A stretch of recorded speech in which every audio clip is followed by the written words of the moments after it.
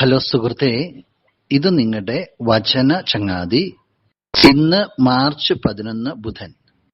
നമ്മൾ ധ്യാനിക്കുന്ന വചനഭാഗം വിശുദ്ധ മർക്കോസ് അറിയിച്ച സുവിശേഷം 10-ാം അധ്യായം 46 മുതൽ 52 വരെയുള്ള തിരുവചനങ്ങൾ.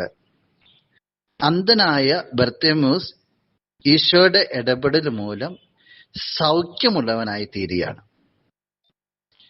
ഇദ്ദേഹം വഴിയരികിൽ നിന്നിരിക്കുകയാണ്. അപ്പോഴാണ് ഈശോ കടന്നു പോകുന്നതായിട്ട് അറിയുക.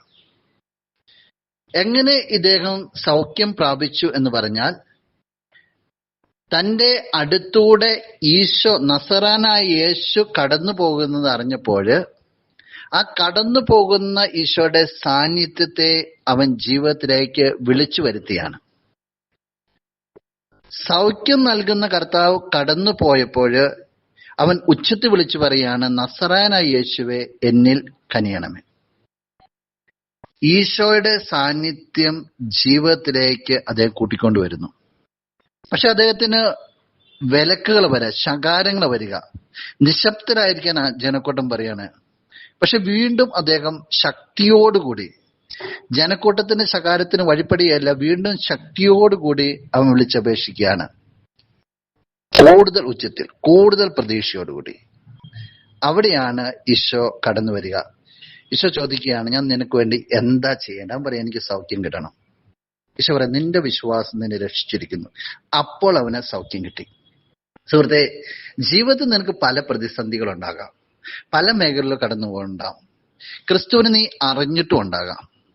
ഈ മനുഷ്യൻ ക്രിസ്തുവിനെ കുറിച്ച് കേട്ടറിഞ്ഞപ്പോൾ ജീവിതത്തിലേക്ക് കൂട്ടിക്കൊണ്ടുവന്നു എന്നുള്ള നീ തിരിച്ചറിഞ്ഞ ക്രിസ്തുവിനെ എത്രത്തോളം നിന്റെ ജീവിതത്തിലേക്ക് നീ കൂട്ടിക്കൊണ്ടുവരുന്നു സുഹൃത്ത്, അത് പ്രധാനപ്പെട്ടതാണ്. വീണ്ടും തടസ്സങ്ങൾ കൂടുതലായിട്ട് കടന്നു വരുമ്പോൾ കൂടുതൽ ശക്തിയോടുകൂടി നിന്റെ ജീവിതത്തിലേക്ക് ഈശോനെ കൂട്ടിക്കൊണ്ടുവരാനായിട്ട് നീ ശ്രമിക്കുന്നുണ്ടോ? അത് ദൈവസന്നിധിയിൽ ഉയർത്തുന്ന ഒരു ചോദ്യമാണ്. ക്രിസ്തുവിന് വേണ്ടിയുള്ള നിന്റെ ദാഹം, പ്രത്യേകിച്ച് പ്രതിസന്ധികൾ ഉണ്ടാകുമ്പോൾ ആ ദാഹം കൂടുതലായിട്ട് വർദ്ധിക്കുന്നുണ്ടോ? നീ വിശ്വാസത്തോടുകൂടി നിന്റെ ക്രിസ്തുവിനെ തേടിയാൽ തീർച്ചയായിട്ടും നിന്റെ ക്രിസ്തു നിന്റെ ജീവിതത്തിൽ ഇടപെട്ടിരിക്കും. നീ മനസ്സ് മടുക്കരുതെന്ന് മാത്രം. നമുക്ക് പ്രാർത്ഥിക്കാം. എന്റെ സ്വർഗീയ ചങ്ങാതി, എന്നെ കേൾക്കുന്ന ചങ്ങാതിയെ സമർപ്പിക്കുകയാണ്. മനസ്സ് മടുക്കാതെ നിന്നെ തേടുവാനായിട്ട്, ജീവിതത്തിലേക്ക് നിന്നെ കൂട്ടിക്കൊണ്ടുവരാനായിട്ട് എൻ്റെ ഈ ചങ്ങാതിയെ സഹായിക്കണമേ. ആമേൻ.